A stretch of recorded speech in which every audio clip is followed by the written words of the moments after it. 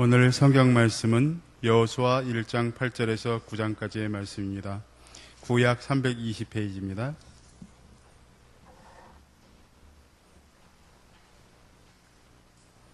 제가 받들어 봉독하겠습니다. 이 율법을 내 입에서 떠나지 말게 하여며 주야로 그것을 묵상하여 그 안에 기록된 대로 다 지켜 행하라. 그리하면 내 길이 평탄하게 될 것이며 내가 형통하리라. 내가 내게 명령한 것이 아니냐. 강하고 담대하라. 두려워하지 말며 놀라지 말라. 내가 어디로 가든지 내 하나님 여호와가 너와 함께 하시느니라 하시니라. 아멘. 좀 오래된 얘기인데요. 한 10여 년이 좀 넘은 걸로 제가 알고 있습니다. 기독교 교계 어느 한 신문에서 설문조사한 내용이 있거든요. 그 설문조사가 어떤 거냐면 비기독교인, 예수 믿지 않는 사람을 대상으로 해서 기독교인들과 교회에 대해서 어떻게 생각하는지에 대한 그런 설문조사입니다. 교인들 아닌 비교인들이 어떻게 교회나 교인들을 생각하느냐 하는 것이었는데, 여기 나온 설문조사의 내용이 좀 놀랍습니다. 제가 다 기억은 못하고 몇 가지 중요한 거 생각나는 거 좀 말씀드리려고 하는데, 교회 하면 생각나는 게 뭐냐 그렇게 얘기했더니, 첫째, 교인들은 잘 싸운다, 그렇게 나와 있어요. 둘째, 너무 돈을 밝히는 것 같다. 제가 보고 깜짝 놀랐어요. 세 번째, 기독교인들은 너무 이기적인 사람들이다. 등등 계속 많이 얘기, 좋은 얘기가 없어요. 그래서 우리가 정말 이런가 할 정도로 놀라운 그 설문조사를 제가 봤거든요. 근데 아니땐 굴뚝이 연기 나겠습니까? 잘 봤던 잘못 봤던 그 사람들은 교인과 교회에 대해서 그렇게 느꼈다는 거예요. 그러니까 부정적으로 느꼈다고 하는 것에는 틀림없습니다. 여러분, 우리가요, 예수 믿기로 작정하고 그동안 예수 믿어왔잖아요. 그리고 특별히 잘 믿기로 작정하고 또 그런 결심이 있는데, 생각처럼 예수님을 잘 믿는 것만은 아닌 것 같아요. 제가 신앙생활하면서 또 목회하고 또 신학교에 있으면서 발견한 것 중에 하나는, 신앙의 척도는요, 믿음의 연조와 비례하지는 않는다고 하는 거예요. 내가 예수 오래 믿었다고 내 신앙이 깊어지는 것만도 아니고요, 내가 교회 오래 다녔다고 해서 주님과 아주 가까워지는 것도 아니라는 거예요. 이게 놀라운 겁니다. 사실 예수님께서 당신의 자녀들이 영적으로 성장하기를 원하시거든요. 예수님 믿어서 새 생명을 받기는 했지만 믿음이 정상적으로 발육하지 못할 때 하나님 보시기에는 답답하거나 안타깝기 그지없을 겁니다. 영적으로 병이 들면 신앙이 소진하기도 있어요. 좌절과 낙심과 절망이 찾아옵니다. 성령이 충만하지 못하면 세상을 살아가는 힘을 잃어버리고 세상에 눌려 살게 되는 겁니다. 그러나 반대로 성령이 충만하면 소망이 있고 삶에 용기가 있게 되고 능력과 희망이 생기게 됩니다. 그런데 이런 영적 성장, 이것은 그냥 되는 것은 아니라고 하는 거예요. 영적으로 성장하려면 몇 가지 조건이 있습니다. 오늘 그 말씀을 나누면서 함께 은혜를 나누고자 합니다. 첫째, 먼저는 영적 성장을 위한 조건 중에 첫째는 먼저 자기 자신의 부족함을 느껴야 된다고 하는 겁니다. 우리 신앙인들의 신앙생활에 있어서 자기의 부족함을 깨닫고 그리스도의 풍성함을 깨닫는다고 한다면 그 사람은 참 훌륭한 신자일 거예요. 영적으로 잘 성장할 수 있기 때문에 그렇습니다. 또한 이런 사람이 하나님의 은혜와 축복을 받을 수 있습니다. 역시 우리 성도들의 성공과 실패는 자기 자신의 부족함과 결핍을 잘 깨닫지 못하는 데 원인이 있습니다. 그래서 그리스도의 풍성함이 우리 안에 있기를 원한다고 한다면 먼저 자기 자신의 부족과 결핍을 분명히 느껴야 됩니다. 어느 회사에서 사원 모집 광고를 냈는데 70명 이상의 많은 사원들이 몰려왔어요. 근데 시험장에는 딱 한 사람씩만 그 안에 들어가게 돼 있었습니다. 그 시험장 안에 들어가 보니까 사방에 큰 거울이 하나씩 붙여 있었습니다. 사방에 거울이 있는 거예요, 시험장에. 그리고 면접관이나 감독관은 없었어요. 지원자들은 거울에 비친 자기 모습을 보면서 거울 위에 적혀 있는 질문에 맞으면 예, 아니면 아니라고 답하라고 하는 답안이 적혀 있었어요. 시험관, 면접관도 없었고 사방에 거울에 있는 질문에 예와 아니오로 답하는 게 이제 시험이었던 겁니다. 첫 번째 질문, 이 사람은 정직합니까? 하는 질문이 있었어요. 그럼 자기가 예든 아니든 답해야 되는 겁니다. 두 번째, 이 사람은 어떤 경우에도 거짓말을 하지 않는 사람입니까? 이 사람은 거울에 비친 자기를 말하는 거겠죠. 세 번째, 이 사람은 과연 신뢰할 수 있는 사람입니까? 이런 질문이 있었고요. 네 번째로는 만일 당신이라면 이 사람을 거울에 비친 이 사람을 채용하겠습니까? 이런 네 가지 질문이 있었어요. 이게 채용 시험의 전부 다입니다. 시험 치른 사람들이 참 희한한 질문을 줘서 이상하게 생각했지만 그러면서도 자신 있는 듯한 태도를 취합니다. 그리고 얼마 후에 이제 합격자 발표가 있었어요. 놀랍게도 70명의 지원자 중에 단 한 사람이 합격합니다. 이 사람은 이 네 가지 질문 모두에 아니요라고 대답한 사람이라는 거예요. 아니요. 예가 아니라. 그 회사는 정말로 정직한 사람, 자기 부족함을 솔직하고 담담하게 고백하고 용기 있게 말할 수 있는 사람을 원했다고 하는 거예요. 그래서 모든 것을 다 아니요라고 고백한 이 사원, 구직자가 채용됐다는 얘기예요. 사랑하는 여러분, 의외로 자기의 자신의 부족함을 고백하는 사람들이 많지 않습니다. 인간은 역설의 화신이고 모순뭉치라는 말이 있어요. 성경에는 이런 인간의 품성을 입증해 줄 만한 여러 구절들이 있습니다. 그 중에 로마서 3장 10절 보면 의인은 없나니 하나도 없으며 깨닫는 자도 없고 하나님을 찾는 자도 없고 다 치우쳐 한 가지로 무익하게 되고 선을 행하는 자가 없나니 하나도 없도다. 선을 행하는 자도 의인도 하나도 없다고 성경은 말합니다. 야고보서 3장 2절에서도 말씀하죠.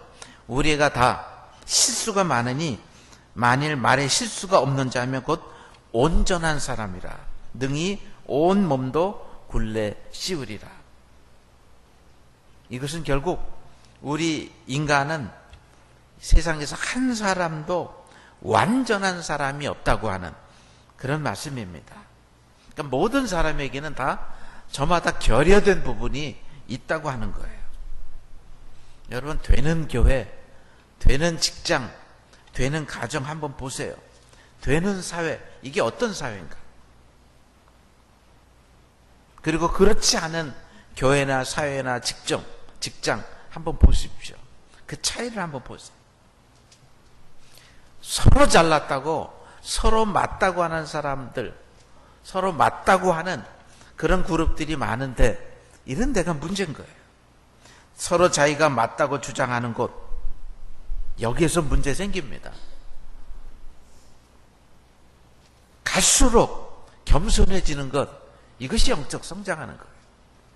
갈수록 감사하는 것, 갈수록 나 자신을 낮추는 것, 갈수록 나의 부족함을 하나님 앞에 고백하는 것, 이것이 영적 성장의 첫째 요인인 거예요. 계속 영적 성장을 하려면 자기 자신의 부족함과 결핍을 깨달아서 주님을 바라보고 은혜를 사모해야 된다고 하는 말씀입니다. 두 번째로는 영적 성장을 위해서는 말을 바꿔야 됩니다. 내 영적 성장을 점검하려면 언제나 내가 하는 말을 살펴야 됩니다. 말은 씨앗과 비슷합니다. 입 밖으로 나온 말은 우리의 무의식 속에 심어져서 생명력을 얻습니다. 결국 그것이 뿌리를 내리고 자라서 그 내용과 똑같은 열매를 맺습니다. 결국 내가 말하는 대로 된다는 겁니다. 말이 모든 것을, 나의 삶의 모든 것을 지배한다고 하는 겁니다. 여러분, 어떤 말 하십니까? 우리가 어떤 말을 하고 사는가요? 말이 부드럽지 않은 사람이 있어요. 기본적으로. 가시가 있는 말을 하는 사람이 있습니다. 남을 정죄하는 말을 하는 사람도 있어요. 입을 열면 남 욕하는 사람이 있어요. 늘 말하면 자기 자랑으로 끝나는 사람이 있습니다. 말하는데 과장이 있거나 거짓말하는 사람이 있거든요. 결국 우리가 긍정적인 말을 하면 우리의 삶은 긍정적인 삶으로 변해지는 겁니다. 부정적인 말을 하면 결국 부정적인 결과를 낳지요. 그래서 말에는 엄청난 힘이 있고 좋은 말이든 나쁜 말이든 간에 우리 말에 생명이 있다는 겁니다. 그러나 안타깝게도 많은 사람들이 부정적인 말을 함으로 인해서 실패하는 삶을 삽니다. 내겐 도무지 좋은 일이 없다. 그렇게 자기 스스로 한탄하는 사람. 나는 성공할 수 없다. 나는 이 어려움을 감당 못해. 이렇게 부정적인 생각과 말을 하게 될 때 자기 자신도 모르는 사이에 실패로 향해서 달려가게 됩니다. 결국 부정적인 말은 부정적인 결과를 초래한다고 하는 겁니다. 그래서 언제나 긍정적인 말, 복된 말이 필요합니다. 나는 사랑받고 있다. 나는 해낼 수 있다. 하나님이 나에게 위대한 삶을 계획해 놓으셨다. 어디로 가든지 하나님께서 나와 함께 하신다고 하는 그런 확실한 믿음, 그것을 가지고 그 말을 우리들이 행한다고 한다면 성공하는 거예요. 제가 몇 달 전에 어느 교회 목사님께 들은 얘기예요. 이 목사님께서 어느 한 집사님을 그렇게 칭찬하더라고요. 제가 뭐 성함과 이름은 몰라요. 어떤 집사님이냐면 가이드 집사님이에요. 해외 여행 가이드 집사님을 얘기하더라고요. 그러니까 뭐냐 얘기를 들어봤더니 그 교인들을 함께 데리고 그 어디를 갔대요. 어디를 갔는데 이 외국에 가서 풍광의 은혜 받은 게 아니라 그 가이드 집사님의 말의 은혜를 받았대요. 우리 경치를 보고 뭐 환경을 보고 감탄하거나 은혜 받고 우리들이 기분 좋고 그러잖아요. 이 목사님과 교인들은 이분의 말 한마디 한마디에 은혜를 받게 되는 거예요. 그래서 아침에 이제 떠날 때 오늘 어디 갑니다. 이렇게 얘기해 주면 그거 알고 가서 보는 거 아닙니까? 근데 실제로 떠나기 전에 어디 갑니다. 이렇게 설명해 주는 게 직접 가서 보는 것보다 훨씬 멋있대요. 말이 다른 거예요. 남에게 호기심을 주고 기쁨을 주고 용기를 주고 하는 이 아름다운 말 때문에 너무너무 목사님과 교인들이 행복했다는 거예요. 그래서 그분 전도돼서 어디 가면 그분 모시고 가라고 늘 그렇게 추천한다고 하시더라고요. 여러분, 어떻게 말을 바꿀 수 있습니까, 우리가? 그 말은요, 언제나 생각에서 나옵니다. 생각에서 말이 나오게 되어 있거든요. 말을 바꾸려면 생각을 바꿔야 됩니다. 그 생각은 하나님이 주실 때 가능하거든요. 하나님은 생각 바꾸기의 명수십니다.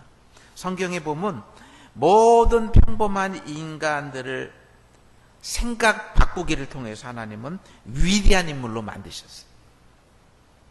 보통 사람에 불과했던 아브라함, 이 사람을 하나님께서 복의 근원으로 바꾸셨거든요. 그 사람의 생각을 육신의 생각에서 영의 생각으로 바꾸셔서 복의 근원이 되는 믿음의 조상이 된 겁니다. 무기력한 모세가 어떻게 인류의 영웅이 됩니까? 그가 하나님을 의지하는 마음, 하나님을 신뢰하는 마음을 갖게 되면서 그런 겁니다. 더 이상 자기 자신을 의뢰하지 않고 하나님을 의지했기 때문에 그 결과 시대의 찬란한 영웅이 된 겁니다. 하나님께서는 우리에게 성경과 찬송과 기도라는 위대한 신앙의 방편을 주셨습니다. 이것을 통해서 우리들이 생각 바꿔야 됩니다. 생각 바꾸면 말이 바꿔지게 되고 우리 인생이 바뀌어지게 된다고 하는 것을 믿어야 됩니다. 반대로 마귀는 우리들에게 또 생각을 심습니다.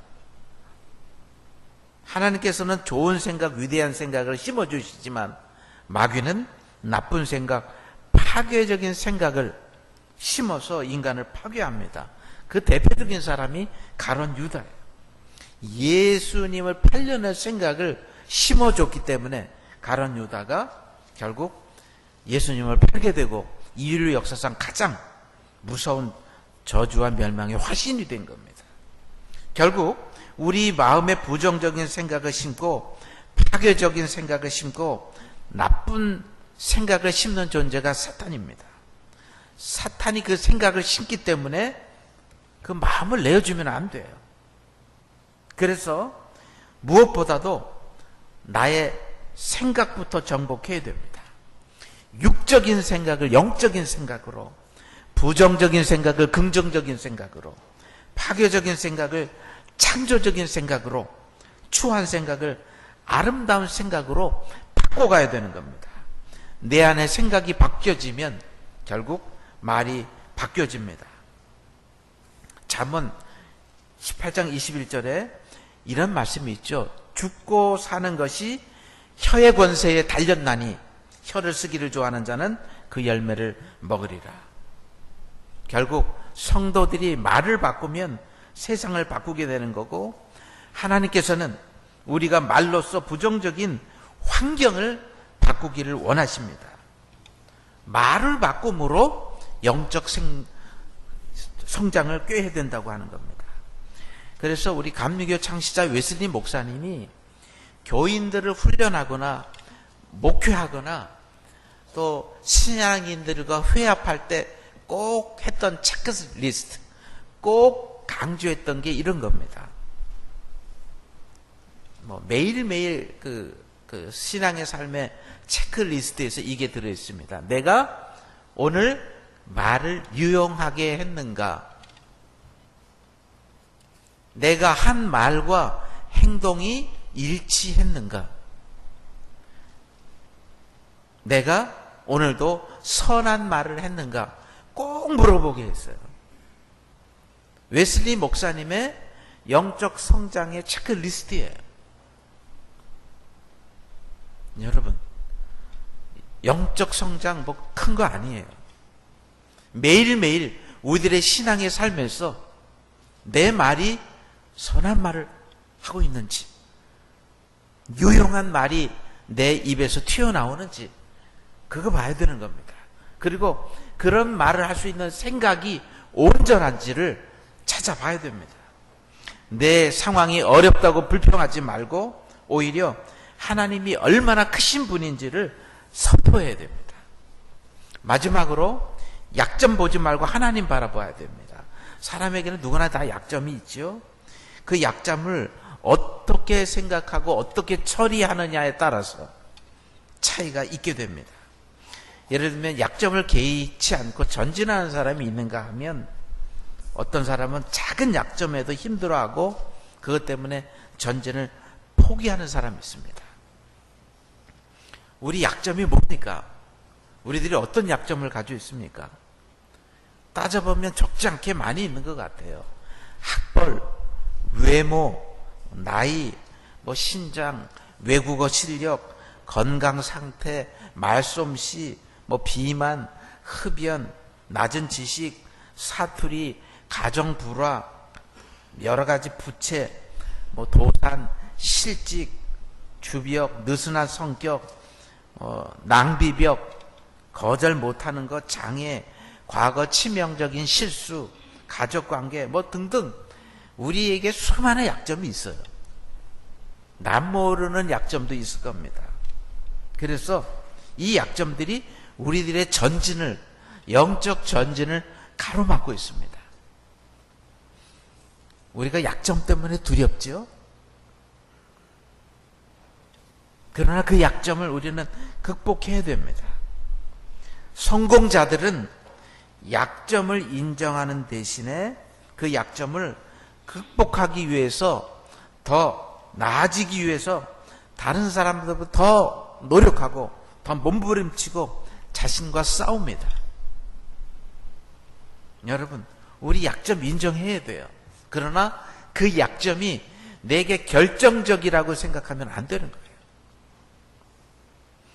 어떤 약점에도 그 약점은 부채가 아니라 명백한 자산입니다. 왜냐하면 그 속에는 하나님의 축복인 성공의 씨앗이 내포되어 있기 때문에 그렇습니다. 여러분, 약점도 함부로 취급하지 마십시오. 내 약점이 뭡니까? 성공자들은 어떻게 약점을 처리했을까요? 아마도 이들은 약점을 극복했거나 그것이 고칠 수 없는 것이라면 그냥 무시하고 나갔을 겁니다. 약점에 있어서 우리들이 먼저 두려워하지 말아야 돼요. 약점은 생각의 크기, 꿈의 크기에 따라 달려 있습니다. 우리의 꿈의 크기가 크다고 한다면 약점은 줄어드는 거예요. 그래서 본문 여호수아서 1장 9절 강하고 담대하고 두려워하지 말고 놀라지 말라고 얘기합니다. 혹 내게 약점과 문제가 있더라도 하나님이 주신 소명이 크다면, 하나님이 주신 비전이 강하다고 한다면 약점은 줄어드는 거예요. 많은 사람들은 과거에 일어난 일들에 의해서 붙들려서 합니다. 비통함, 분노, 이런 감정에 섞여서 미래를 망치는 실수를 저지르고 맙니다. 여러분, 약점을 보지 마세요. 약점을 생각하다 보면 우리는 눌려서 아무것도 못합니다. 과거의 상처와 고통을 털어버리고 우리에게 잘못한 사람까지도 용서하고 나아가 우리 자신의 실수도 용서해야 돼요. 하나님은 진정 정말로 약점투성이인 보통 사람을 사용해서 놀라운 일을 하기를 원하세요. 나같이 약점투성이 나도 부르셔서 하나님의 일을 하기를 원하신다는 거예요.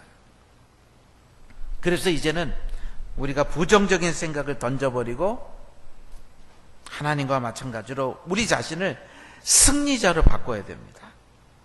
승리자라고 선포하세요. 영적 성장 특별한 거 아닙니다. 하나님은 내 약점을 이기게 하시고 승리자로 이끄신다고 하는 확신, 여기서부터 시작됩니다. 우리 안에 있는 엄청난 재능, 잠재력, 하나님이 숨겨놓아 주셨어요. 그렇기 때문에 하나님 우리를 통해서 일하신다는 것을 믿고 그 믿음을 끊임없이 성장시켜 나갈 줄로 믿습니다. 우리는 하나님의 영으로 우리 속에 감추어진 성품을 재구성해서 영적으로 성장하고 하나님의 자녀로 온전히 살아가야 될 줄로 믿습니다. 이 믿음을 가지고 영적 성장회로 나가는 여러분 되실 수 있기를 주님의 이름으로 축원합니다. 기도드리겠습니다.